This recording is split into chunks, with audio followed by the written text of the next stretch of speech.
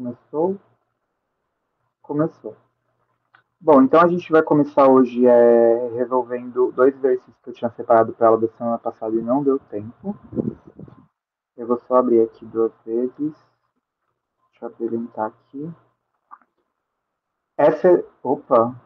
Não, nem tá apresentando, né, os dois aqui. Bom, mas essa questão que eu peguei primeiro, ela é do Enem do ano passado. Então é bem recente. Inclusive é uma questão do Guimarães, que a gente viu na semana passada também. Eu vou só mandar a pergunta aqui no chat.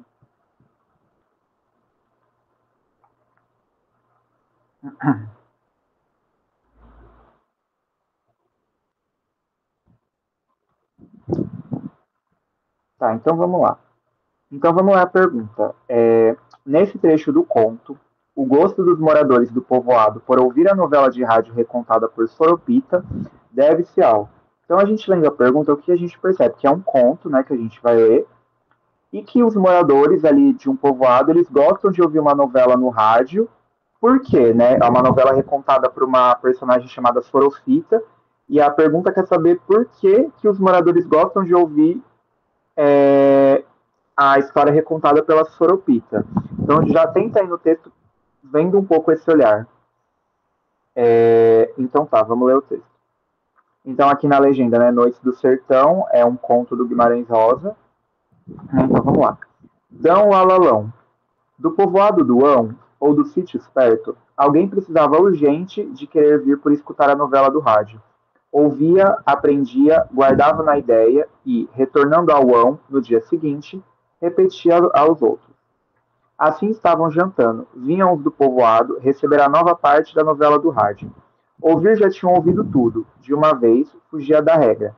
Falhara ali no ão, na véspera, o caminhão de um comprador de galinhas e ovos, seu Abrãozinho Buristem, que carregava um rádio pequeno, de pilhas. Armaram fio no arame da cerca, mas queriam escutar outra vez por confirmação. A história é estável de boa, mal que a compridada. Taca e não rende, explicava o Zuz ao Dalberto. Soropita começou a recontar o capítulo da novela. Sem trabalho, se recordava das palavras até com clareza. Disso se admirava. Contava com prazer de demorar, encher a sala com o poder de outros altos personagens. Tomar a atenção de todos, pudesse contar aquilo noite adiante. Era preciso trazer luz, nem uns enxergavam mais os outros. Quando alguém ria, ria de muito longe. O capítulo da novela estava terminando. Né? Então, aqui o. Opa, meu computador está travando um pouquinho. Mas a novela tem um pouco essa ideia, né, de que você tem um povoado ali e que todo dia passava essa novela na rádio e a Soropita ela recontava o capítulo da novela para as outras pessoas, que é justamente essa a ideia que a questão está trazendo, né, a pergunta. Então, nesse trecho do conto, o gosto dos moradores do povoado por ouvir a novela de rádio recontada por Soropita deve-se a. Qualidade do som e do rádio. B. Estabilidade do enredo contado. C. Ineditismo do capítulo da novela. D. Jeito singular de falar aos ouvintes. Ou E. Dificuldade de compreensão da história. Vou dar um tempinho enquanto eu arrumo aqui o meu notebook, que ele travou.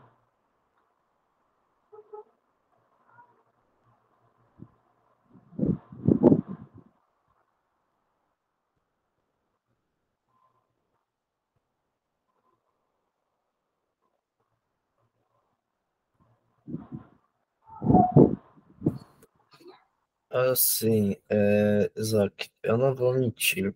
Eu fiz simulado do Enem de 2023 e E o que, que você botou nessa? eu tô com a impressão que eu já respondi essa pergunta, que é de 2023, né? Do ano Essa- passado, mas aí você lembra qual alternativa você colocou? Pera aí, deixa eu ler direitinho. Pera aí que eu acabei saindo aqui sem querer, porque eu tive que reiniciar. Eu já tô voltando. Ah, tá bom. Deixa eu ver. Qualidade sonora, habilidade do controle. Se eu não me engano, eu botei o jeito singular de falar aos ouvintes. Eu não Bom, botei essa. Só não lembro se tá certo.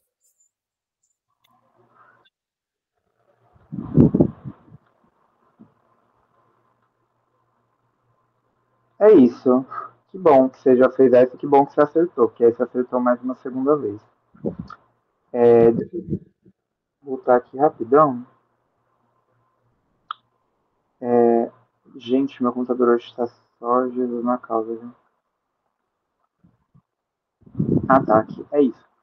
Então, é basicamente isso, né? Porque o texto enfatiza muito essa questão do ão, né? Então fala que ela é, né? Tem até uma espécie de pegadinha aí nas alternativas, né? Porque não é exatamente alguns desses motivos que as pessoas ouviam a novela por conta disso. Eles ouviam porque a Soropita recontava, né? E aqui fala no último trecho, né? Ela começou a recontar o capítulo da novela, sem trabalho, se recordava das palavras, contava com prazer de demorar, né? Ela tinha uma entonação diferente de contar a novela, por isso que as pessoas gostavam muito. Então, justamente seria a D, né? Que é essa ideia mesmo, né, do jeito singular que ela, o jeito único, né, que ela comentava sobre a novela com as outras pessoas. Boa. Será que a próxima é de 2023? Não, essa é de 2022. Essa já vai um pouco mais na uma coisa mais também rural, né? É do Coelho Neto, é um conto dele. Eu vou mandar a questão aqui no chat também. Tá, então vamos ler a questão primeiro. A paisagem registra um momento em que a expressividade lírica é reforçada pela. Né? Então a gente está tendo um registro aqui da paisagem e a gente tem uma expressividade lírica. E vira e mexe o Enem usa esse termo, né? Expressividade lírica, né? E aí a gente está vendo uma expressividade lírica que está sendo reforçada aqui, né? Então o que é uma expressividade lírica? É toda essa questão poética da arte, né? Então como é que a paisagem está sendo reforçada na poesia? Né? A gente vai ver agora lendo. Então vamos lá. Firmo o vaqueiro. No dia seguinte, a hora em que saiu o gado, estava eu debruçado à varanda quando vi o cafuzo que preparava o animal viajeiro. Raimundinho, como vai ele? De longe apontou a palhoça. Sim. O braço caiu-lhe. Olhou-me algum tempo comovido. Depois, saltando para o animal, levou o polegar à boca, fazendo estalar a unha nos dentes. Às 4 da manhã, atirei um verso e disse, para bulir com ele: Pega, velho! Não respondeu. Tio Firmo, mesmo velho e doente, não era homem para deixar um verso no chão. Fui ver, coitado, estava morto, e deu de esporas para que eu não lhe visse as lágrimas. Né, então, essa passagem. Eu falei paisagem, desculpa. Essa passagem, né, a gente percebe que tem algum momento aqui desse trecho que a gente tem uma expressividade lírica. Quando a gente fala de lírico, não necessariamente está relacionado só a coisas boas, tá? Uma dica de amor e tudo mais, mas você está tendo uma emoção aqui e ela está sendo reforçada como, né? A. Plasticidade da imagem do rebanho reunido. B. Sugestão da limpeza do sertanejo ao arrear o cavalo. C. A situação de pobreza encontrada nos sertões brasileiros. D. A afetividade demonstrada ao noticiar a morte do cantador. Ou E. Preocupação do vaqueiro em demonstrar sua virilidade.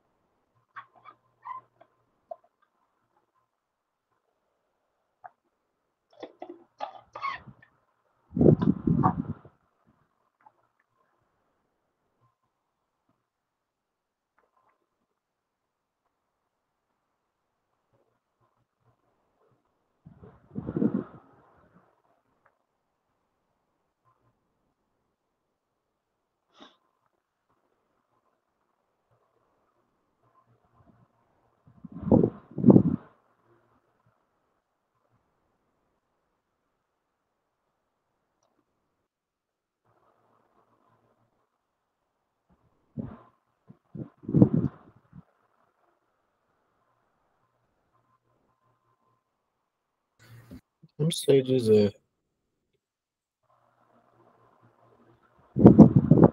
Tá, então deixa eu ler de novo aqui com vocês. Então, no dia seguinte, a hora em que saía do gado, estava eu, né? Então, essa pessoa que saiu no dia seguinte, estava debruçado na varanda quando viu o cafuzo, né? Uma pessoa que preparava um animal. Então, tinha alguém preparando um animal. E aí, essa pessoa fala: Raimundinho, como ele vai? Aí, de longe, apoiou, sumiu aqui, apontou a palhoça, desculpa. E aqui, quando a gente fala de palhoça, a gente está falando dessas casas meio antigas que você colocava palha, essas coisas, né, para você guardar o gado, né? Então, apontou a palhoça, né, o lugar e falou sim. E aí o braço caiu-lhe, olhou-me algum tempo comovido, depois, saltando para o animal, levou o polegar à boca, fazendo estalar a unha nos dentes. Às 4 da manhã, atirei um verso e disse para abolir com ele. Pega, velho. Não respondeu. Tio Firmo, mesmo estando velho e doente, não era um homem para deixar um verso no chão. Fui ver, coitado, estava morto, e deu de esporas para que eu não lhe visse as lágrimas. Né? Então, o trecho ele está falando de um homem que acabou falecendo, né? Que ele atirou um verso e disse para abolir com ele. Né? Quando a gente está falando de bulir, a gente está falando de se mexer, se mover, se agitar. Né? Então, atirei um verso para mexer com ele. É como se eles estivessem lá conversando e aí chegou alguém, soltou uma piadinha pro velho, só que o velho não respondeu, porque ele já estava morto, né? E aí no final, e deu de esporas para que eu não lhe visse as lágrimas. Então, o que está tendo de expressivo aqui nesse trecho? Qual que você acha que é a parte mais assim expressiva no trecho desse conto? A morte do velho? Sim, a morte do velho. E aí, qual que é a expressividade lírica, então, dessa parte? É a morte do velho. Né? Então, vamos pensar aqui na plasticidade da imagem do rebanho reunido. Isso já é mais uma questão de interpretação mesmo, né? Porque em nenhum momento tem essa enfatização do rebanho reunido, né? Como um coletivo. E aqui já é uma coisa que também tira a alternativa. Quando a gente está falando de uma coisa plástica, né? O que é uma plasticidade? É uma coisa sem vida, é uma coisa morta, é uma coisa sem emoção. Como é expressivo e é plástico ao mesmo tempo, entende? Como é que uma coisa tem emoção e não tem emoção ao mesmo tempo? Então, por isso que não seria A. E aí a B. Sugestão da firmeza do sertanejo ao arrear o cavalo. Isso também já é uma interpretação também que não está tão clara assim no texto, porque o texto não deixa muito claro se o arreio dele está firme, né, o suporte para você subir no cavalo. Né, então, a expressividade do texto é ele tá colocando o negócio no cavalo, né, o arreado, então também não seria essa. E aí a C, situação de pobreza encontrada nos sertões brasileiros. Você também não tem uma especificação sobre a pobreza. Percebe que as alternativas elas desviam um pouco o foco da interpretação, tipo, elas colocam umas coisas que nem exatamente estão ditas no texto, não com muita força, né? E aí a D, a afetividade demonstrada ao noticiar a morte do cantador, né? Quem é o cantador? Quem conta o poema, né? Que é justamente essa parte, né? O trecho que o tio morre e o vaqueiro sente a morte dele, né? Tanto que ele fala, né? Atirei um verso. Então, atirar o verso seria uma forma de expressiva, né? Porque quando você atira para matar, né? Atirar é de arma. Então, como você atira um verso, né? Como é que você atira uma palavra para a pessoa? Né? Então, isso é um pouco expressivo e lírico. E aí, preocupação do vaqueiro em demonstrar sua virilidade. E aí também é uma outra interpretação errada, né? Tipo, porque aqui fala que o velho virou de costas, né? Mas o velho não virou de costas porque ele tinha masculinidade frágil, ele virou de costas porque ele estava morto. Então, conseguiu perceber qual que é a expressividade lírica dessa pergunta? Tranquilo? Mais ou menos. Por quê? O que não ficou claro? No texto eu não consegui pegar essa expressividade. Eu acho que é por conta do próprio palavreado, né? Tipo, por exemplo, às 4 da manhã, atirar um verso, né? Seria relacionado a você. Atirar o verso é uma forma de dizer que você puxou assunto com uma pessoa. Né? Então, atirei um verso para bulir com ele, para mexer, para agitar ele, né? Para ver se ele me respondia. E aí ele falando pega a velha, é como se eles estivessem puxando o assunto mesmo, né? Como se você estivesse de costa para mim, eu quisesse chamar sua atenção e aí eu falo qualquer coisa só para você prestar atenção em mim. E aí o tio Firmo não respondeu, né? Mesmo estando velho e doente, não era homem para deixar um verso no chão. Ou seja, mesmo ele estando velho e fraco, ele ainda conversava com as pessoas. E aí ele achou estranho isso. E aí quando a pessoa foi ver, coitado, estava morto. E deu de esporas para que eu não lhe visse as lágrimas, né? O que é esporas? Espora é você estimular, né? Então ele não teve estímulo nenhum, né? E aí, isso aqui também é uma parte meio metafórica, né? Ele deu esporas para que não visse as lágrimas. Né? Então ele mesmo chora porque o tio dele morreu. Então, basicamente, é os dois tentando conversar, só que o cara não sabe que o tio dele estava morto. E ele acha estranho, como é que ele não me responde, sendo que sempre que eu puxo o assunto com ele, ele me responde de volta. Só que as palavras, elas deixam, fica um pouco mais difícil de fazer a gente entender a mensagem do texto. Ficou mais tranquilo agora?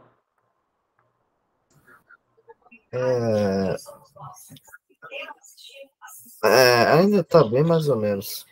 Porque acho que essa questão do linguajar também, eu vou dizer que eu não consegui pegar. Acho que se eu fosse fazer a prova, acho que seria difícil pegar.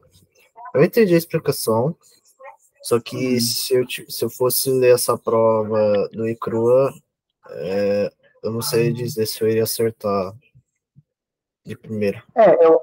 Eu acho que uma coisa que fica de dica para vocês, porque realmente tem algumas palavras que são muito difíceis e elas complicam a mensagem. Às vezes a mensagem de texto é muito simples e as palavras não. É que vocês separem mesmo, né? Tipo, então, por exemplo, eu estou lendo aqui o texto. Então, de longe apontou a palhoça, mas que raios é palhoça, né? Que eu não sei o que significa. Então, você de repente pode tentar separar essa palavra e na hora você tentar lembrar se ela não tem algum significado. Ou se não, você continua lendo o texto e você vai grifando essas palavras que você não entendeu e você vê se você consegue conectar elas com o contexto. Então, por exemplo, atirei um verso. Quando a gente está falando de verso, o que seria um verso? O verso é uma palavra, né? É uma frase. E aí, então, você lê atirei um verso, você já percebe que não é um sentido literal, né? É meio metafórico, né? Como é que você atira uma palavra para a pessoa? E aí você vai associando, né? Então, tipo, se a pessoa está tirando uma palavra para outra, então seria você puxar uma conversa, puxar um papo. Mas realmente, assim, quando você não sabe o significado das palavras, assim, vai tentando, sabe? Descobrir, grifa. Por isso que é bom, às vezes, também a gente já entrar em contato com essas palavras novas, porque de repente você pode ler uma palavra aqui e aí no dia da prova você lembra, entendeu? Tipo, sei lá, pode ser que caia palhoça de novo em alguma questão, bulir, atirar um verso, entende? Então já tenta ir fazendo essa associação de palavras. Tudo bem?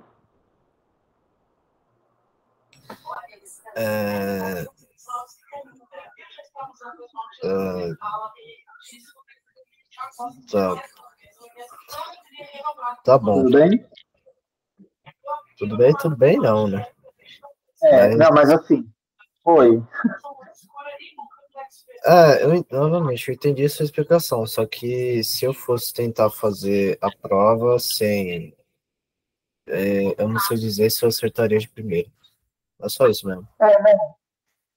Não, tudo bem, eu entendo. Mas aí, novamente, né, quando for assim, é bom vocês realmente já irem, talvez, até direto para a alternativa. E interpretação de texto acaba aqui meio que sendo isso, né, gente? Então, tipo, é você ler, reler, você pensar consigo mesmo se faz sentido com a ideia do texto. Sempre tentem pensar que o texto ele vai passar uma mensagem específica. Então, tentem focar nessa mensagem mais específica do texto.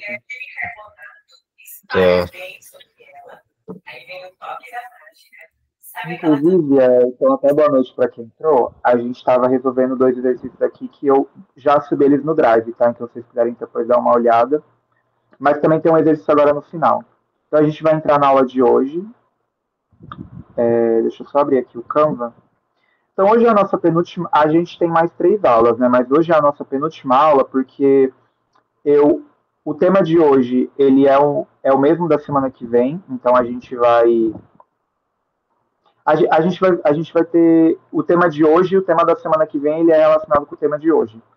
E aí a gente encerra o conteúdo na semana que vem, e aí na última aula eu pensei da gente fazer um simulado só com exercício. Até porque vai ser a nossa última aula, já vai ser na semana do Enem, então talvez seja interessante que a gente resolva, né? E pode ser importante para vocês também. Então tá. Então, assim, hoje a gente finalmente vai entrar um pouquinho naquela questão que eu já tinha comentado com vocês sobre a pós-utopia, que eu introduzi tanto para vocês, mas eu nunca cheguei a explicar propriamente de fato. Não é um assunto difícil, ele é um pouquinho denso, mas eu vou ir conversando aqui com vocês e eu acho que o importante é que vocês percebam pelo menos a ideia central dessa ideia. A ideia central dessa ideia é ótima. Mas que vocês percebam, assim, pelo menos o que significa esse conceito que eu vou trazer para vocês. E não vai acabar aqui. A aula da semana que vem também a gente vai falar sobre pós-utopia. Então, assim, primeiramente, eu acho que para começar, o que seria essa palavra, né, quando a gente fala de pós-utopia? Pós-utopia, ele é um conceito, né, que ele foi elaborado por um poeta, artista, pesquisador chamado Haroldo de Campos. Inclusive, a gente vai ver ele hoje porque ele era poeta. Então, assim, antes da gente entrar de fato no que é pós-utopia, e o concretismo a gente vai também ligar as duas coisas, eu acho que a gente tem que entender novamente o contexto em que a gente está. Então, aqui a gente já saiu do modernismo, né? Então, a gente já viu pré-modernismo, lá em 1900, a gente viu as vanguardas em 1900, a gente viu a Semana de Arte Moderna em 1922, a gente viu a geração de 30 com a Cecília Meirelles em 1930, e a gente viu a geração de 45 na semana passada com a Clarice e o Guimarães. Então a gente começou desde 1900 até 1945, 45 anos, quase 50 anos, só falando de modernismo. E o modernismo ainda continua existindo de certa maneira. Só que vai ter alguns pesquisadores que eles vão perceber que o modernismo, ele não que ele esteja perdendo a força, mas que ele não está conseguindo acompanhar a evolução do mundo. E aí você vai ter diversos pesquisadores que vão criar um monte de termos, né? A pós-utopia, ela não é uma coisa que ela existe sozinha. Cada pesquisador vai ter a sua interpretação. Então vai ter gente que diz que a gente ainda vive no modernismo hoje. Vai ter gente que vai dizer que a gente vive no pós-modernismo, né? Então é depois do modernismo. Tem gente que vai dizer que a gente vive no contemporâneo, né? Que é no de hoje. Vai ter gente que vai falar que a gente vai viver na pós-utopia, que é a visão que a gente vai ver hoje. Mas eu quero que primeiro vocês entendam que não é uma única visão de mundo, é uma das. Eu só quis trazer uma das visões para a gente entender um pouco mais. Mas como a gente conversou muito sobre vanguarda, a gente teve uma aula só sobre vanguarda, eu achei legal trazer a pós-utopia, porque ela dialoga muito com a questão da vanguarda. Então, assim, para começar, eu trouxe o texto desse pesquisador, né, que ele também é escritor, chamado Ítalo Morricone, que ele é brasileiro, né, ele está vivo até hoje. E ele basicamente falou a seguinte frase: nada mais de novo havia a fazer ou dizer, depois de um século inteiro de experimentações. Ou seja, o que ele está querendo dizer aqui? Que a gente ficou tanto tempo tendo modernismo na literatura brasileira que parece que chegou uma hora que não tinha mais o que você falar. Né? Porque você teve um século inteiro quase de experimentações, de você fazer coisas diferentes. Né? Então, muitos poetas eles vão se sentir, de certa maneira, assim, sabe? Como se não tivesse muito mais o que ser dito, como se eles estivessem num mundo completamente diferente. Né? Vamos lembrar de que ano a gente está falando especificamente aqui, né? Que década, que momento? A partir dos anos 60, né? Então a gente já está em 1960 para frente. E muita coisa aconteceu desde 1945 até 1960. Para começar, que a Segunda Guerra Mundial ela acaba em 1945. Né? Então você teve o fim da Segunda Guerra Mundial, que deixou muitas consequências, né, para o mundo. Em 1960 você está tendo o quê? A Guerra Fria. Então a gente está tendo um mundo muito polarizado, né, porque era toda aquela questão dos Estados Unidos, né, o bloco capitalista versus a União Soviética, que era o bloco comunista. O mundo todo está polarizado, então você vai ter de um lado países muito capitalistas, mas você também vai ter países muito comunistas, né, como a própria União Soviética, que era um puta país, eles eram muito grandes. Vai ter Cuba também, vai ter a Coreia do Norte, você vai ter uns outros países ali também, enfim. Então a gente pode dizer que na Europa e na América do Norte, né, nos Estados Unidos, está acontecendo isso. Aqui na América Latina, né, Brasil, Argentina, Chile, Bolívia, a gente vai ter uma configuração um pouco diferente, porque é quando está tendo as ditaduras militares aqui, né? A ditadura... Ai, gente, eu sou péssimo com data. Mas a ditadura militar no Brasil, ela começa em 1964. E ela dura, tipo, muito tempo. Eu nem sei quanto tempo. Ela vai até 1985, ou seja, quase 20... Quase não, né? 20 anos de ditadura. E você não teve ditadura só aqui no Brasil. Você teve ditaduras em toda a América Latina. Teve ditadura na Argentina, no Chile, na Bolívia, no Paraguai. Todas essas ditaduras financiadas, né? Não sei se vocês sabem, mas... Assim, o ponto central da Guerra Fria é que você estava tendo essa divisão de mundos. Então você tinha, de um lado, países de ideologia muito mais liberal, né? Ou seja, capitalistas, e você tinha países com uma ideologia mais de esquerda, mais socialistas, mais comunistas. Então o mundo estava muito dividido entre esquerda e direita. E o comunismo ele estava querendo anunciar a ideologia socialista, ela estava se avançando muito no mundo.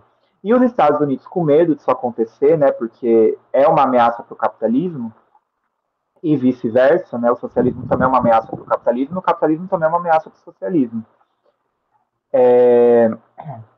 os Estados Unidos começam a ficar com medo de, por exemplo, outros países do mundo começar a ter essa ideologia mais de esquerda. Então eles começam a financiar ditaduras no mundo todo, basicamente isso. Eu não sei se vocês sabem, mas a ditadura do Brasil, a ditadura militar que teve, ela foi financiada pelos Estados Unidos, né? Que é todo um rolê, isso aí é mais de história que vocês vão ver na aula depois, chamada Operação Condor, que você tinha basicamente uma fiscalização dos Estados Unidos nesse país latino-americano, justamente para você controlar a ditadura por aqui. Né? E por incrível que pareça, né, por mais que a ditadura foi um dos períodos brasileiros em que você mais teve pobreza e desigualdade, para as pessoas pobres, no caso, porque a ditadura ela enriqueceu muito pessoas ricas. Né? Isso beneficiava muito os Estados Unidos. Então, não só isso está acontecendo, você vai ter a divisão da Alemanha, né, o famoso Muro de Berlim, então você vai ter a Alemanha capitalista de um lado, você vai ter duas Alemanhas, né, separadas pelo muro. A Alemanha capitalista de um lado e a Alemanha socialista de outro. Você vai ter uma série de revoltas, né, os estudantes eles começam a fazer diversos protestos pelo mundo, começa a surgir um movimento de libertação sexual das pessoas, mas também principalmente das mulheres. Você está tendo muita coisa acontecendo nessa época, né? O mundo ele começa a se tornar um lugar muito mais plural, digamos assim. Muita coisa está acontecendo. E ao mesmo tempo a gente percebe que as empresas começam a prosperar mais, né? A gente vai começar a entrar ali no digital com o surgimento dos primeiros computadores, dos primeiros aparelhos eletrônicos. Então vocês conseguem perceber que eu acho que para a gente começar a aula é isso, essa modernização do mundo. Até aqui tudo bem? Esse contexto?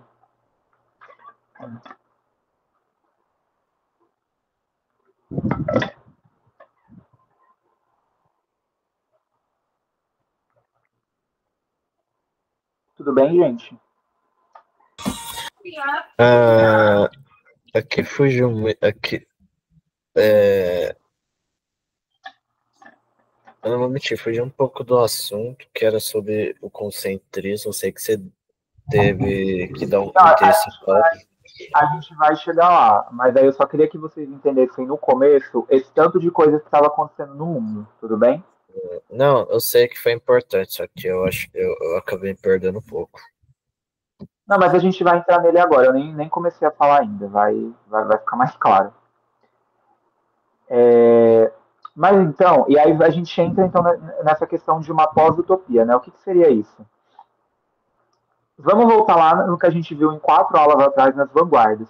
Então, as vanguardas, que foram aqueles movimentos artísticos, né? Todos eles tinham um manifesto, todos eles tinham uma visão de mundo em que você projetava esperança para o futuro. Então, o futuro vai ser um lugar mais esperançoso, vai ser melhor, vai ser ideal para todo mundo, com menos desigualdades. Pois bem, chegamos no futuro e vimos que não foi bem isso que acontece. E aí, o próprio Haroldo de Campos, né, que é um dos poetas do concretismo, ele vai dizer o seguinte: se a gente chegou no futuro e não aconteceu nada, né? Então, o que seria o futuro? Seria uma utopia, né? Vamos lembrar o que é o significado de uma utopia. Utopia é um futuro ideal para todo mundo. Então, a gente chegou no futuro e não estava tendo essa idealização, né? Essa coisa boa. Então, que momento a gente vive agora? A gente vive uma pós-utopia. Ou seja, a gente chegou no futuro e não aconteceu nada do que a gente previu de bom. Então a gente está vivendo no pós-futuro, digamos assim. Por isso que é pós-utopia. A utopia vem dessa ideia de que você almejava, você desejava um futuro mais ideal, mais justo para as pessoas, com mais condições de vida. Só que você chega nesse futuro e não é bem assim que acontece. Por quê? Porque você está tendo guerra, você vai estar tendo destruição, você está tendo muita polarização no mundo, muita divisão. Então, você chega no futuro e não acontece isso, você está no pós-futuro. É só um nome que ele vai dizer para falar que o momento que eles estavam vivendo na época não foi do jeito que eles estavam imaginando. E o que o concretismo tem a ver com isso? O concretismo já é o próprio movimento literário que a gente vai ver em si. E aí eu vou trazer uma foto do Haroldo de Campos, que é esse carinha aqui.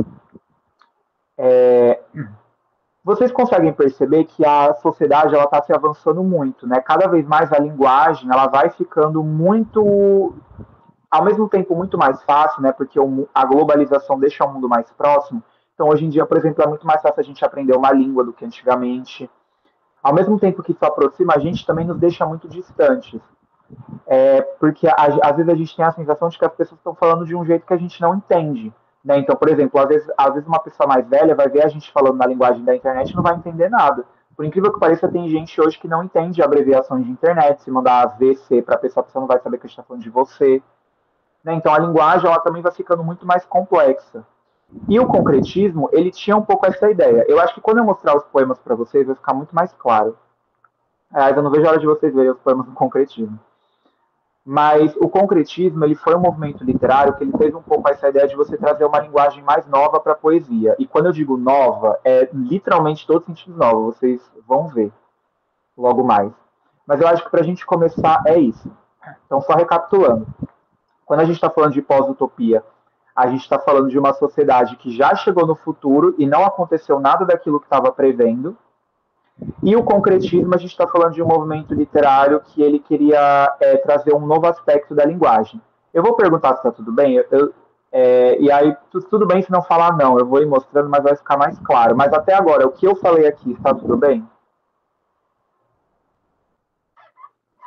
Eu só não entendi essa parte da utopia. Tá. Então vamos lá. Essa parte da pós-utopia, que os modernistas achavam que a pós-utopia seria, que a utopia seria uma coisa incrível e tal, só que após o período do modernismo surgiu essa coisa da pós-utopia que não era o que eles queriam, não era o que eles achavam que seria. Exatamente. É basicamente isso. Então entendi. Então, perfeito. Então vamos lá. Então a gente vai começar. Eu vou só falar um pouquinho do Haroldo de Campos e aí a gente já entra na poesia concretista. O Haroldo e o irmão dele, que é o Augusto, que a gente vai ver também, eles são conhecidos como irmãos Campos, né? Haroldo e Augusto de Campos. O Haroldo, ele nasceu em 1929, ele já morreu já faz bastante tempo, vai fazer 21 anos agora. Ele é de São Paulo, então a gente já percebe que ainda tem essa influência muito paulista, né, na literatura. Se forma em Direito pela USP, né, ele estudou muitas línguas, e aí ele fazia parte de um grupo modernista, mas ele saiu desse clube, né? Ele, o Augusto de Campos e o Décio Pignatari, que eles eram 3 escritores. O Décio Pignatari, eu acho que ele é bem conhecido para quem é de Santo André, porque tem um parque ali perto do Capoava chamado... Não, do prefeito Saldanha, chamado Parque Décio Pignatari, mas enfim. Eles eram 3 escritores que faziam parte de grupos modernistas, mas eles saíram em 1952 porque eles achavam os poetas muito conservadores. Né? Porque vocês vão ver que o Haroldo de Campos ele era bem serelê das ideias, sabe? Ele era uma pessoa bem complicada assim, na literatura brasileira. Até onde eu sei, não chega a ser complicado por conta de opiniões polêmicas, assim, ele não feria direitos humanos, mas ele tinha umas opiniões muito rebeldes, assim, consideradas para a época. Então, como ele, o Augusto e o Décio saíram desse grupo, eles decidem formar um grupo novo juntos, né? Então, em 1956, eles inauguram o movimento concretista e o grupo Noi Grandes, né? E eles criam uma revista chamada Revista Noi Grandes e tudo mais. Só que o Haroldo de Campos, ele se dedicou mais à pesquisa, né? Ele escreveu muita coisa assim de poema, livro e tudo mais, mas ele vira pesquisador. Tanto que, basicamente, para quem é de letras, vai estudar muito o Haroldo de Campos, porque ele foi um pesquisador mesmo de literatura brasileira. E aí ele morreu em 2003, né, por falência múltipla de órgãos aos 73 anos. E aí, só falando do Augusto, o Augusto é o irmão dele, é Haroldo e Augusto de Campos. O Augusto é vivo até hoje, ele nasceu 3 anos depois do irmão dele, em 1950... Opa, aqui está 1931, perdão, mas é 1930... Não, tá certo, 1931, perdão. E assim como Opa, travei aqui, desculpa. Diferente do Haroldo, que ele era mais pesquisador, o Augusto ele foi escritor mesmo, né? Ele passou a maioria da vida dele escrevendo poemas. E aí aqui a revista Noi Grandes, que eu comentei com vocês, depois eu posso apresentar para mostrar para vocês como é que é. Mas era uma revista que tinha vários tipos de poemas, né? E eles são os principais representantes da poesia concretista no Brasil. Ele, o Haroldo e o Décio Pignatari. Então, o que é uma poesia concreta? É basicamente isso. E aí eu já pergunto para vocês, né? Isso é realmente muito diferente do que a gente viu até hoje, né? Desde que a gente começou. Mas vocês ainda considerariam isso uma poesia para vocês? Isso é uma poesia concretista. Sim.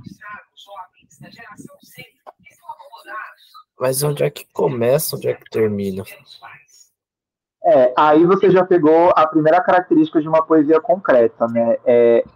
Essa fragmentação, né, da forma, ou seja, não tem começo, não tem meio, não tem, tem um meio até, mas não tem, você não tem um fim, um começo fixo. Então, ó, por exemplo, vamos pegar o poema e ler assim, de cima para baixo, né?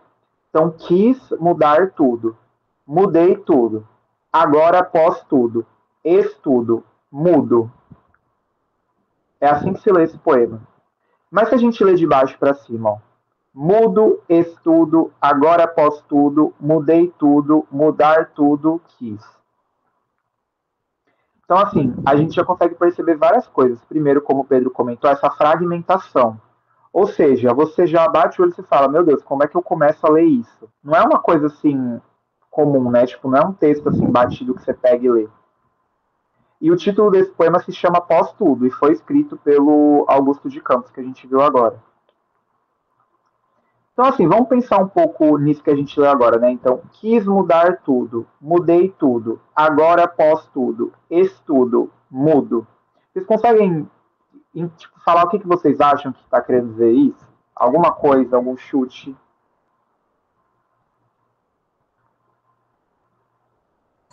É que eu estou escrevendo.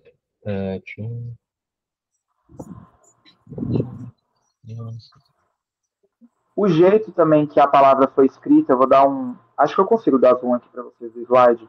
Mas percebe que a pessoa não pegou um lápis e escreveu um M, um D, um A. Ela foi colocando vários M's, vários U's. Então, até o jeito que você escreve a palavra é muito diferente. Não é nada do que a gente está acostumado a ver. Mas peraí, você está perguntando o que eu entendo com isso que ele escreveu? Qualquer coisa. O que você acha que ele quis dizer? Que ele quis mudar algo. Após Boa. tudo. Então, quis mudar tudo. Mudei tudo. Agora o quê? Agora que ele mudou é o quê?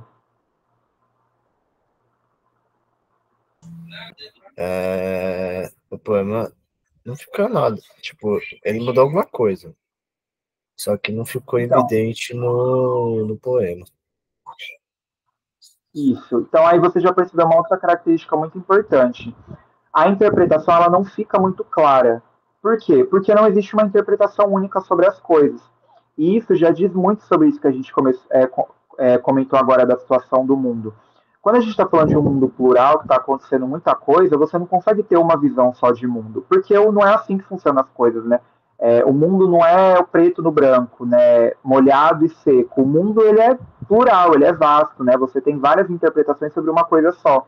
Então, às vezes, a interpretação não fica clara, às vezes você pode ler e não entender nada e tá tudo bem, porque a ideia é justamente essa. É você entender que a linguagem, o modo de falar e o modo de escrever, ele é complexo, né? Porque, por exemplo, por mais que todo mundo fale português, não existe um tipo só de português. Já começa que não existe nenhum só tipo de português no Brasil, né? Tem o português do Brasil, de Portugal, da Angola, de Moçambique, de Timor-Leste. E dentro do Brasil você não tem um português que é igual para todo mundo, né? Os sotaques, os dialetos, os regionalismos. Então, a poesia concreta também tem um pouco essa ideia de você perceber que nem tudo é tão fácil assim, que tudo é muito complexo, que você pode ler e não entender nada. Mas, por exemplo, quis mudar tudo, ponto. Mudei tudo. Então, ele está falando que quis mudar e aí ele mudou. E agora? Agora é pós tudo, né? Então, pós. Se eu mudei, o que vem depois agora é pós. Pós tudo. E aí, estudo. E aqui não é estudo com S, é estudo com X. Só que a gente pode colocar um S aqui e sai como pronúncia de. Mesmo você falando com X, fica, né? Parecendo que é estudo, de estudar. E aí mudo. E aí, qual que é a ideia, né? Uma das interpretações desse poema? Que ele está justamente falando sobre os modernistas, né? Então, o que o modernismo queria? Mudar a arte brasileira. Então, os modernistas quiseram mudar tudo e mudaram. Só que depois, o que vem depois? Vem o pós-tudo, que vem também dessa ideia que eu comentei com vocês da pós-utopia. de que depois vem alguma coisa. Né? Então, tem essa ideia. Né? Então, quis mudar tudo é o começo do movimento. Né? Lá na semana de 22, a Semana de Arte Moderna. E aí, quando ele muda tudo, é o que a gente viu, né? A geração de 30, geração de 45, né? A Cecília Meirelles, a Clarice, o Guimarães. E percebe que a voz da pessoa é na primeira pessoa, né? Então, quis. Quem quis? Eu. Quem quis mudar? Eu. Quem muda? Eu. Então, eu quis, eu mudo. Então, é uma pessoa falando. E, novamente, você pode ler de cima para baixo, de baixo para cima. Mudo, estudo, agora posso tudo, mudei tudo, mudar tudo quis. O próprio jeito que você coloca as palavras não é uma embaixo da outra. Uma está aqui, a outra está aqui, a outra está aqui, a outra está aqui. Então... E outra coisa, aqui você tem duas interpretações sobre esse estudo. Então vamos separar a palavra. O que é esse? A palavra é ex mesmo. Esse. Isso, esse.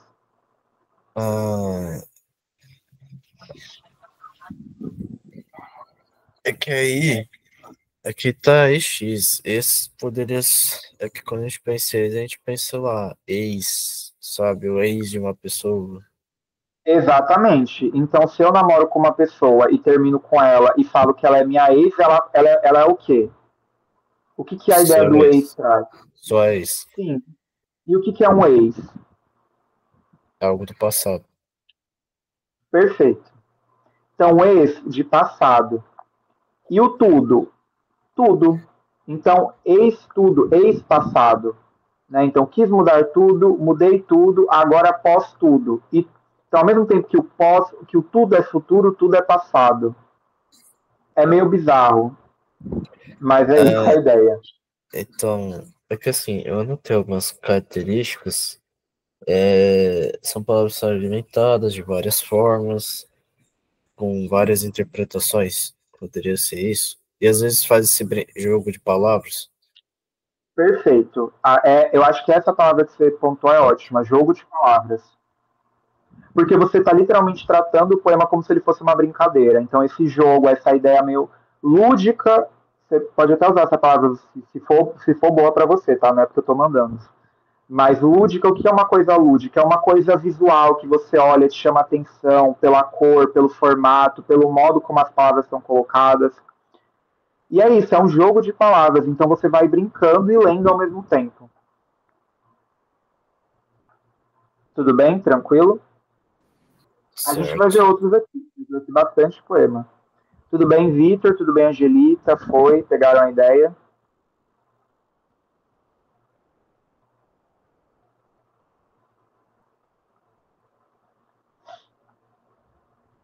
Bom, vou considerar o silêncio que sim. Tá, joinha. Valeu, valeu.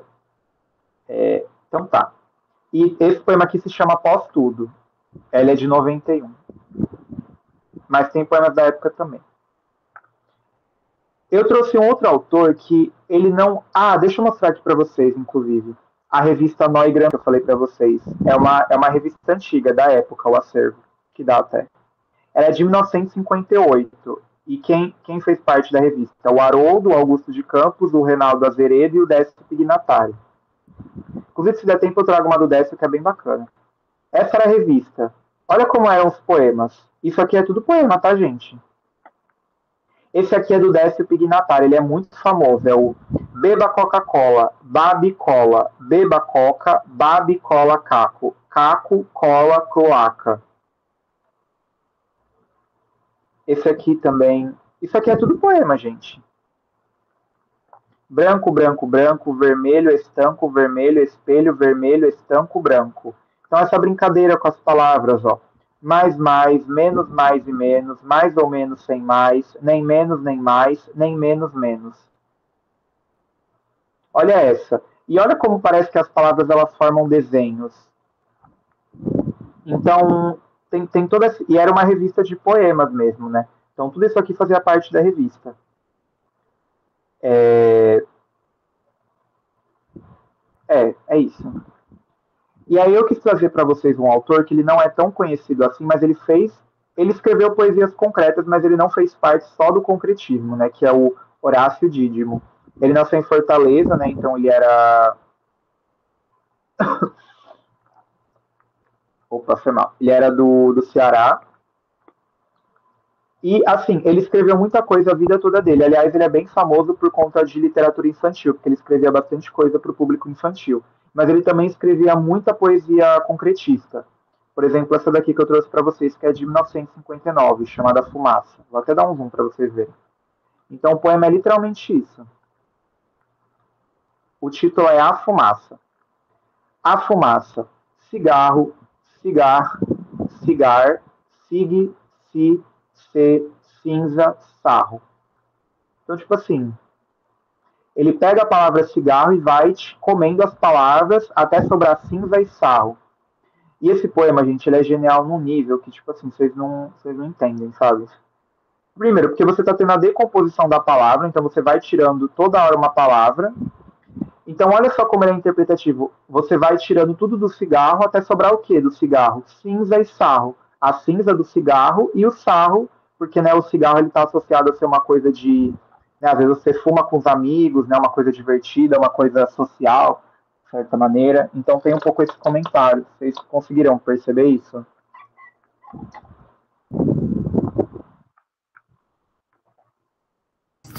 Não, pera, o quê? Sarro.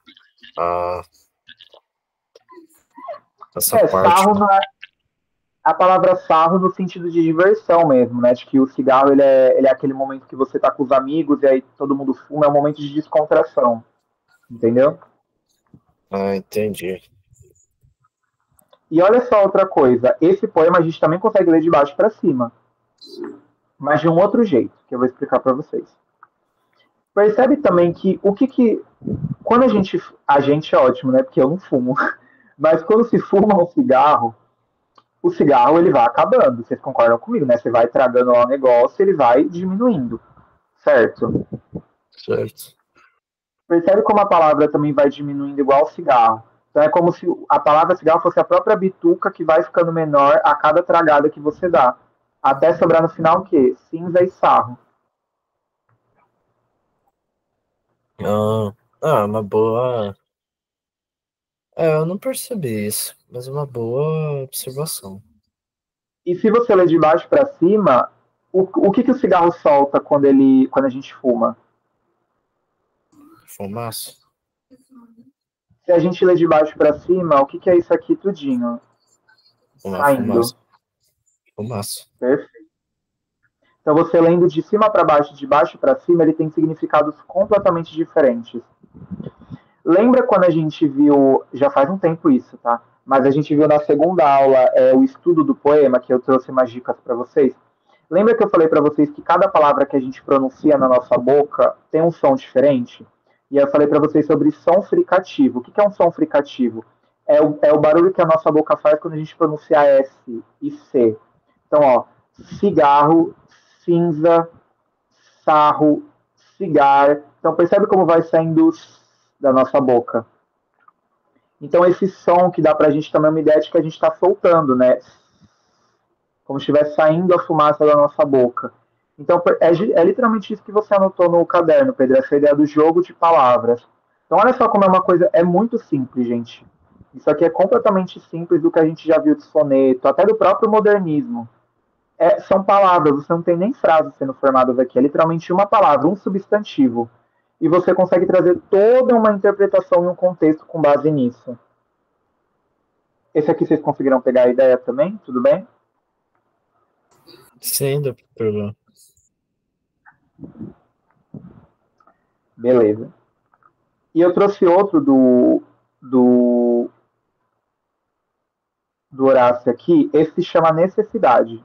Não consigo. Peraí.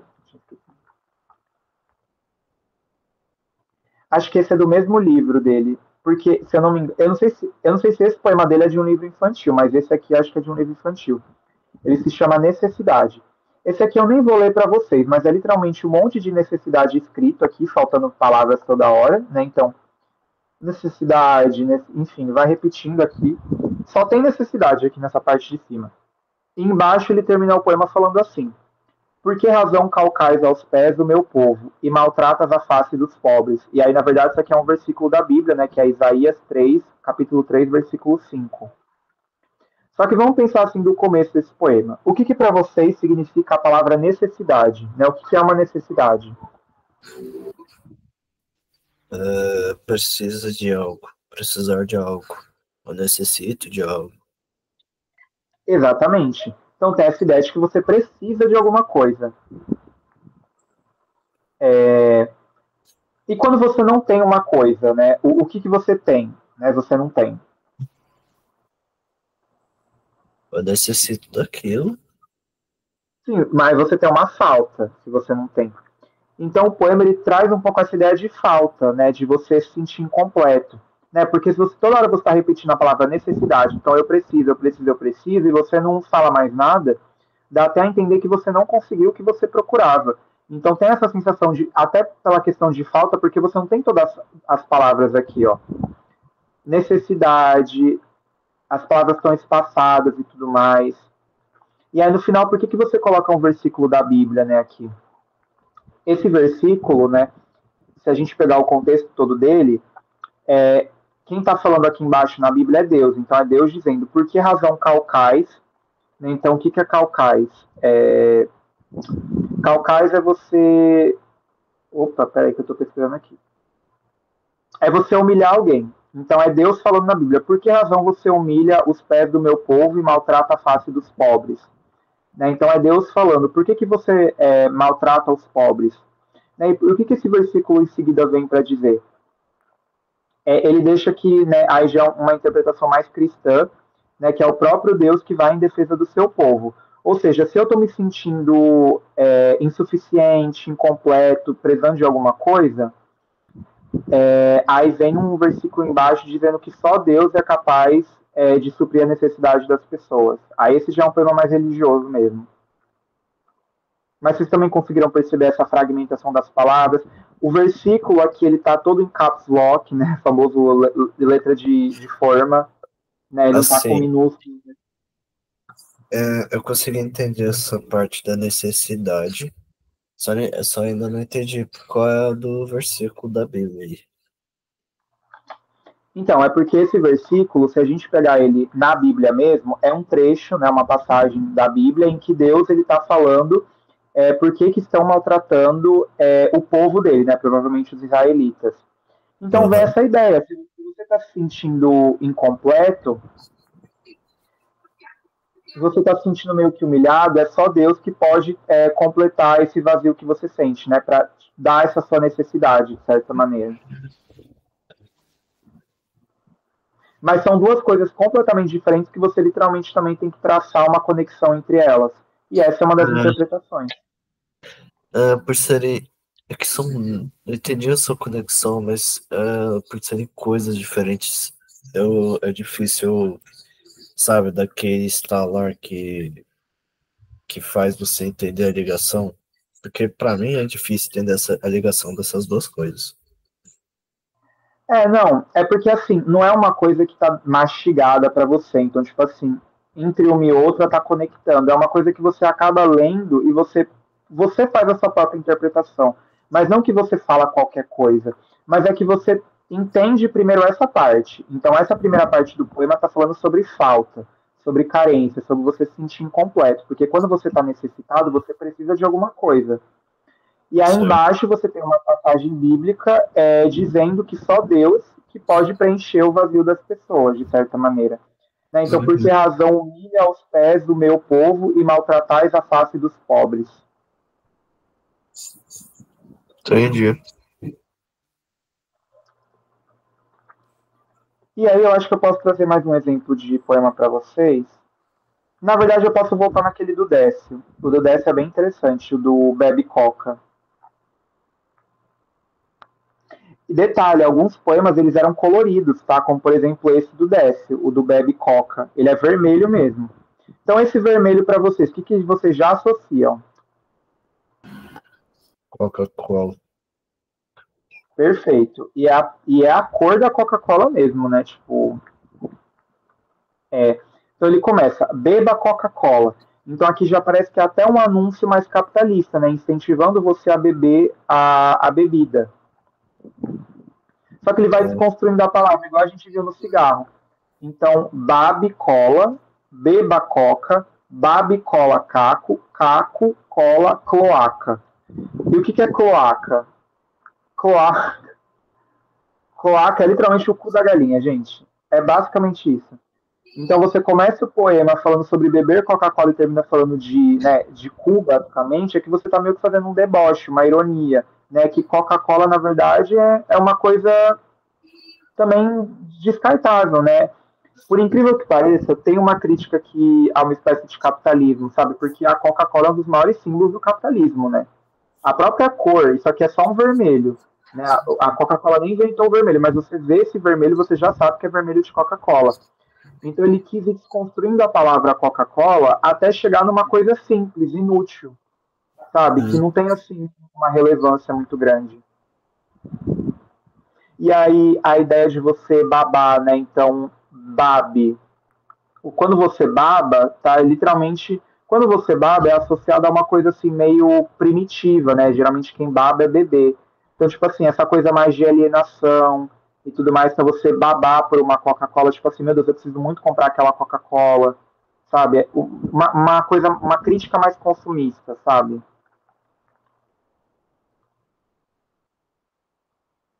Esse aqui dele, por exemplo, pode falar, desculpa. Assim, deu pra. Eu só não sabia o que era cloaca mesmo, mas a maneira como se ligou as coisas, de certa forma, faz sentido. No Esse sentido de aqui dele, ser coisa descartável, sabe? isso, exatamente. Essa ideia de você ter uma coisa, tipo, completamente dispensável. Agora, por exemplo, esse aqui é esse é do Augusto de Campos. Esse aqui, ó, é várias palavras escritas: luxo, luxo, luxo, luxo, luxo, mas todas elas formam que palavras juntas? Lixo. É. E percebe? E aí fica uma pergunta: como é que eu interpreto então essas palavras? Tipo, como é que eu vou saber qual é a mensagem do poema? Por exemplo, essa aqui eu queria que vocês falassem. O que vocês acham que quer dizer essa daqui? Que todo luxo no final vai virar lixo? Tá, e aí eu posso dizer também que todo luxo, às vezes, não é relevante para a vida, ou seja, pode ser lixo. Então percebe como já foi dois pontos de vista um pouco diferentes? Só que como que. E aí eu pergunto também, como é que você associou isso à crítica que você quis fazer? Como você pensou nisso? A minha interpretação sobre isso, do que eu disse? Uhum. Ah, tipo, peraí, você perguntou o que me levou até essa interpretação, no caso? Uhum. O que você usou? Que recursos você usou para chegar nessa sua interpretação? É, eu levei em consideração que que cada palavrinha luxo reflete, significa, tipo, alguma coisa de luxo. Sei lá, pensa em várias coisas de luxo aí pra você. Daí, juntando tudo isso de luxo, luxo, luxo, porém uma hora, ou a qualquer momento, isso pode virar lixo. Talvez quando esse luxo, quando essa coisa que tá no luxo sair da moda, ou talvez quando, tipo, se você parar pra refletir que essa coisa luxuosa é só uma coisa descartável como qualquer outra coisa. Uhum. Eu digo que é um jeito mais fácil também de você pensar. Não estou dizendo que você está errado, mas pensa aqui comigo. O que está escrito aqui? Quais são as palavras que estão escritas? Luxo, E lixo. Mas a gente vendo forma uma imagem. Que imagem forma? lixo. Sim, mas lixo também não é só uma imagem, é uma palavra, certo? Hum, Então, olha que confusão, olha esse paradoxo. Você tem palavras escritas luxo que formam lixo.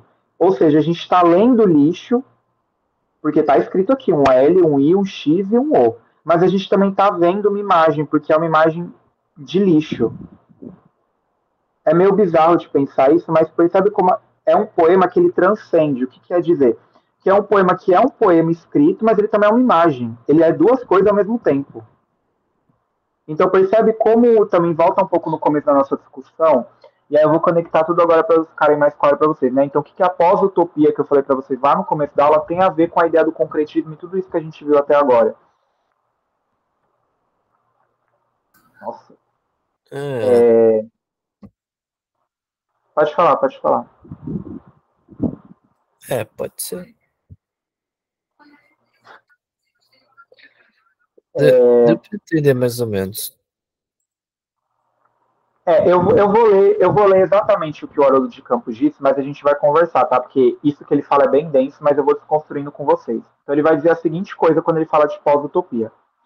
Nesse ponto de vista, a poesia viável do presente é uma poesia de pós-vanguarda, não porque seja pós-moderna ou antimoderna, mas porque é pós-utópica. Ou seja, nessa primeira frase, o que ele está dizendo? O que a gente conversou.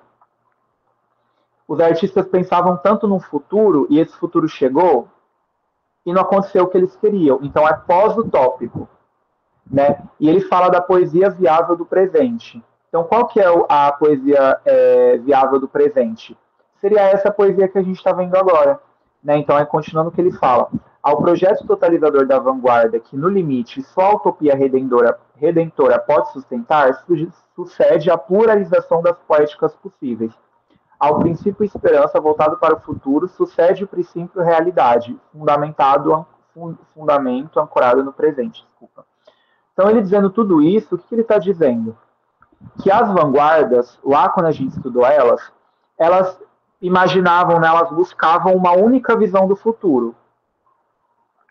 Só que o momento que a gente está vivendo hoje é um momento muito plural, é um momento muito complexo, não existe só um modo de pensar, um único ponto de vista. Você vai ter diversas pluralidades, diversos modos de pensar. Então, a poesia de hoje ela tem que contemplar essa visão, essa complexidade da linguagem que a gente tem hoje em dia, seja pela linguagem digital, seja pelos dialetos que cada um fala. Então, ele até fala, né, a poesia viável do presente. Então, o Haroldo de Campos ele vai ser também uma das primeiras pessoas a parar de pensar no futuro e começar a pensar no presente também. Porque talvez esses autores de vanguarda estavam tão preocupados com o que fosse acontecer no futuro que eles não estavam dando muito valor para o presente. E a gente pode encontrar coisas muito interessantes no presente também. Então, conectando tudo, a pós-utopia ela traz essa ideia de que o momento que a gente vive hoje não aconteceu, primeiramente, mas não é só porque não aconteceu que significa que seja ruim. Aliás, é importante vocês saberem isso. A pós-utopia não é um pensamento pessimista, né, do futuro, de que não aconteceu o que a gente queria, então tá tudo ruim, tá tudo uma merda. Não necessariamente. Mas será que às vezes a gente pensar demais no futuro é uma coisa boa? Será que o presente também não é importante? Então o Haroldo de Campos ele vai começar a pensar agora o presente da época, no caso, né? Então ele vai olhar o que está acontecendo ali no mundo por aquela época, de 1960 para frente, ele vai ver que o mundo está cada vez mais tornando mais plural, mais complexo, mais diferente, e ele quer fazer uma poesia que contemple toda essa diferença. E vamos combinar que o que a gente viu aqui é muito diferente. São interpretações diferentes, são ideias diferentes, você pode ler de baixo para cima. O próprio bebe Coca que a gente viu, né? Então é uma poesia que se você não consome Coca-Cola, você não entende, porque por incrível que pareça, pode existir alguém no mundo que não saiba o que é Coca-Cola, né? Coca-Cola não é uma coisa que a gente já nasce sabendo o que é, a gente aprende, porque é uma marca muito famosa. Então é um tipo de poesia que se você não está antenado no que está acontecendo no mundo, você não entende. Só que você também pode ter a sua própria interpretação. Mas eu acho que o ponto principal de hoje é a gente entender que essa poesia é uma poesia complexa, que abraça o mundo complexo que a gente vive. Tudo bem? Deu para pegar essa parte final também?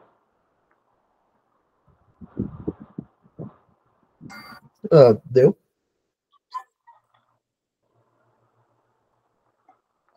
Inclusive, o Haroldo de Campos, ele era bem crítico, como eu falei para vocês, né? Então, tem até um trecho aqui que ele fala que é o capitalismo imperial, selvagem e predatório por um lado, não, perdão, desculpa. Ele fala, por um lado, nós temos o capitalismo imperial, selvagem e predatório. Por outro, o Estado burocrático, repressivo e uniformizador, convertendo os revolucionários de ontem nos aparites de hoje, fazendo da arte um espaço de vassalagem para a dogmática partidária. Ou seja, o que ele está querendo dizer nesse trecho? Que esses revolucionários, as pessoas há muito tempo atrás que falavam, não, a gente vai mudar tudo aqui, nós vamos ser os rebeldes que faziam manifestos e tudo mais, hoje eles se venderam para o sistema, né? Então eles acabaram fazendo parte do sistema, né? Se uniformizando, então você se padronizando igual todo mundo, né? De um Estado repressivo que reprime as pessoas, burocrático demais. Né? E que quando ele diz, né, fazendo da arte um espaço de vassalagem para a dogmática partidária, ele está falando que essas pessoas transformaram a arte num espaço partidário, que não é mais uma arte revolucionária que serve para chocar as pessoas, é uma arte que serve para o seu partido de estimação, digamos assim. Por isso que ele também fazia essas poesias bem de rebelião, né? Percebe que são poesias assim muito que você olha e assim, que fique claro também, muita gente já leu isso aqui e não considera poesia ou escrita de verdade, justamente por conta dessas formas tão diferentes.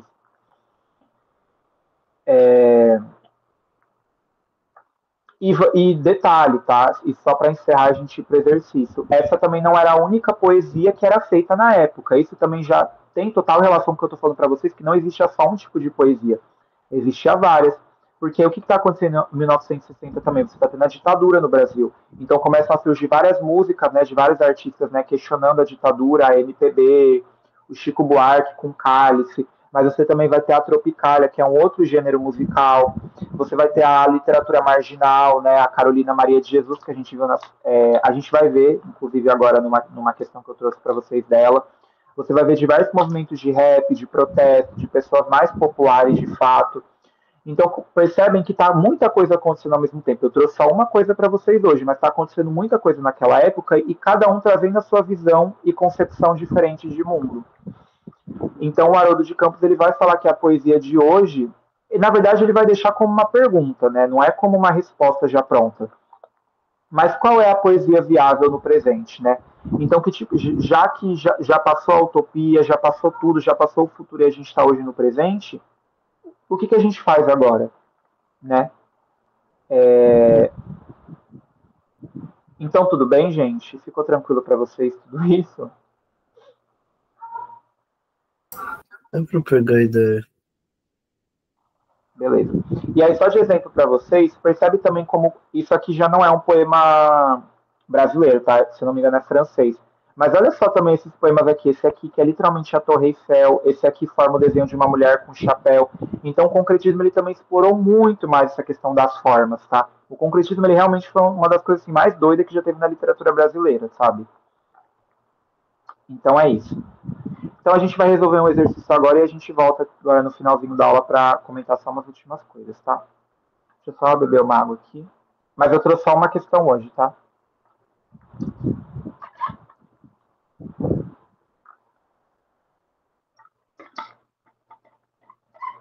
Então, essa é do Enem de 2022. Então, vamos lá a pergunta. A paisagem registra... Não. Foi mal. A partir da intimação recebida pelo filho de 9 anos, a autora faz uma reflexão em que transparece a... Então, o que é transparecer? Deixa eu já perguntar para vocês agora. O que é você transparecer uma coisa? Revelar algo no interior. Revelar. Então, a gente percebe que no texto alguém recebeu uma intimação e a autora faz uma reflexão sobre dessa intimação. E o que revela? Né? Então, o que essa reflexão revela? Então, vamos ler o texto, que é da Carolina Maria de Jesus, é de um livro chamado Quarto de Despejo. É um livro bem famoso, inclusive. E, ó, reparem a legenda, diário de uma favelada. Então, é um diário. Tanto que começa dia 10 de maio. Então, vamos lá. Fui na E diário, outra coisa. Qual que é uma das características do diário? Quem é a pessoa que está falando diário? A pessoa que está escrevendo. Boa. Então é em qual pessoa? A primeira pessoa no singular ou a terceira no singular? É singular, mas é a primeira ou a terceira? Não, foi. Primeira. Se eu estou escrevendo, boa, primeira pessoa. Então vamos lá. Fui na delegacia e falei com o tenente. Que homem amável! Se eu soubesse que era tão amável, eu teria ido na delegacia na primeira intimação. O tenente interessou-se pela educação dos meus filhos. Disse que a favela é um ambiente propenso, que as pessoas têm mais possibilidade de delinquir do que tornar-se útil à pátria e ao país. Pensei, se ele sabe disso, por que não faz um relatório e envia para os políticos, o senhor Jânio Quadros, o Juscelino Kubitschek e o doutor Ademar de Barros? Agora falar para mim que sou uma pobre lixeira? Não posso resolver nem as minhas dificuldades. O Brasil precisa ser dirigido por uma pessoa que já passou fome. A fome também é professora. Quem passa fome aprende a pensar no próximo e nas crianças. Então a gente percebe que o tenente ele, né, fez um comentário ali e ela faz uma reflexão sobre esse comentário dele, que revela, que evidencia, como o Vitor disse no chat, o quê? A. Lição de vida comunicada pelo tenente. B. Predisposição materna para se emocionar. C. Atividade política marcante da comunidade. D. Resposta irônica ante o discurso da autoridade. Ou E. Necessidade de revelar seus anseios mais íntimos. Eu já vou dizer, essa tem muito distrator de interpretação, mas eu quero que vocês de novo leiam o texto sozinhos e aí eu vou dar um tempinho para vocês.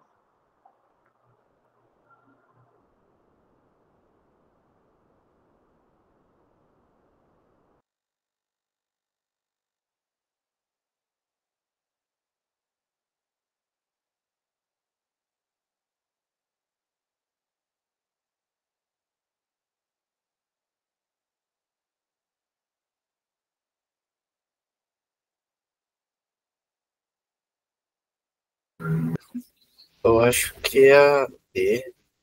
Se não for, aí vai ser a C. Mas eu iria de E.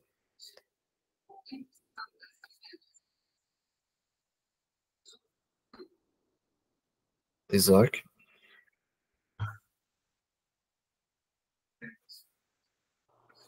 Oi, desculpa, eu ouvi o que você falou, só ia dar um tempinho a mais. Mas você falou entre a E e a C. Nada faz sentido.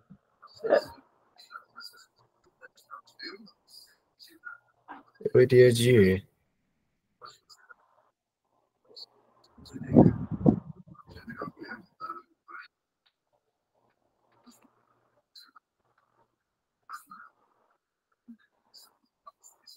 Tá, então eu vou ler de novo com vocês o texto.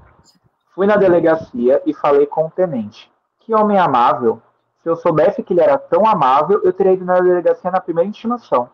O tenente interessou-se pela educação dos meus filhos. Disse-me que a favela é um ambiente propenso, que as pessoas têm mais possibilidade de delinquir do que tornar-se útil à pátria e ao país. Pensei, se ele sabe disso, por que não faz um relatório e envia para os políticos, o senhor Jânio Quadros, o Kubitschek, o doutor Ademar de Campos? Agora falar para mim que sou uma pobre lixeira? Não posso resolver nem as minhas dificuldades. O Brasil precisa ser dirigido por uma pessoa que já passou fome. A fome também é professora. Quem passa fome aprende a pensar no próximo e nas crianças. Então, ó, vamos lá. Fui na delegacia e falei com o tenente. E aí ela fala, que homem amável. Se eu soubesse que ele era tão amável, eu teria ido na delegacia na primeira intimação. Ou seja, ela foi intimada. O que é você ser intimado? Esqueci. Alguma coisa você pagar, tipo. Ela foi por livre e espontânea vontade? Então, Não, ela foi a força. ponto. Então ela foi à força. E ela fala que ele é amável? Ela fala, mas de uma maneira irônica. Ponto. Perfeito. Ela tá sendo irônica. Ela é bem irônica, né? Ela é debochada no nível, né? Que homem amável, se eu soubesse que ele era tão amável, eu teria ido na delegacia na primeira intimação, né? Então, percebe que já nesse começo está tendo uma ironia. E ela continua falando. O tenente interessou-se pela educação dos meus filhos. Disse-me que a favela é um ambiente propenso, que as pessoas têm mais possibilidade de delinquir. O que é você delinquir? Vandalizar, por exemplo. Vandalizar, roubar. Então, ele fala, o tenente disse que as pessoas que têm mais possibilidade de roubar lá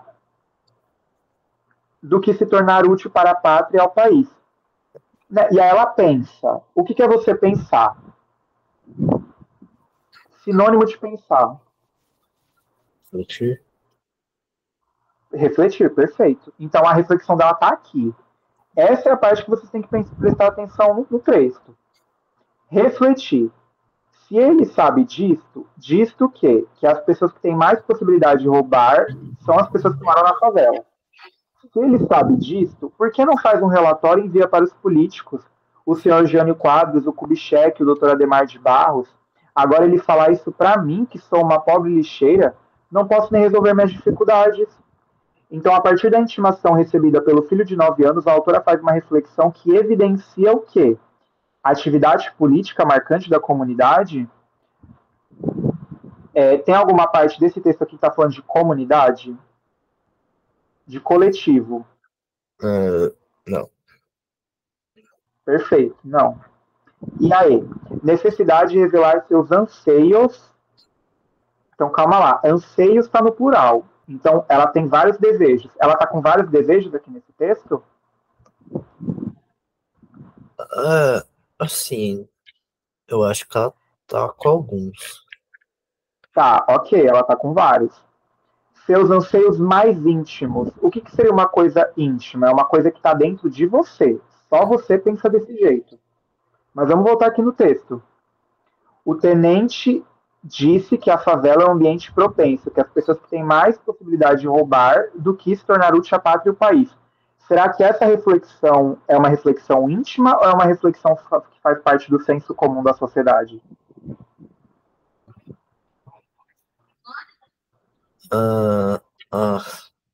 Não é uma coisa íntima.